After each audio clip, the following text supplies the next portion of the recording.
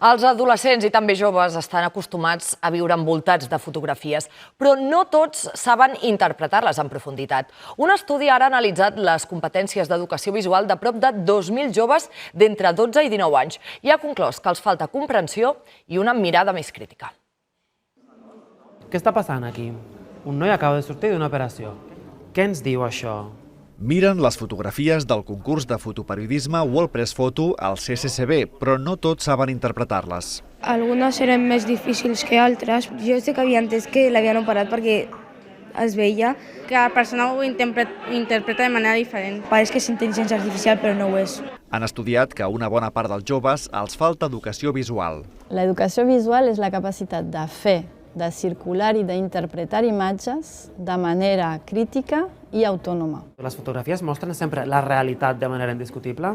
I per què és important? Perquè les imatges conformen la nostra manera de pensar. Tal com aprenem a llegir textos, s'ha d'aprendre a llegir imatges. L'estudi revela que la majoria d'adolescents consumeixen imatges com aquestes de forma superficial. Entenen el sentit global, però només un 2% sap llegir-les i interpretar-les en profunditat. La investigació també ha conclòs que el jovent dona més veracitat a les imatges compartides pel seu entorn que als mitjans de comunicació. Això és molt preocupant perquè dins d'aquests cercles privats i de confiança no hi ha esperit crític. Proliferen els missatges falsos, les manipulacions. Ara bé, la nota positiva que hi han trobat és que molts joves són conscients de la importància de protegir la seva pròpia imatge.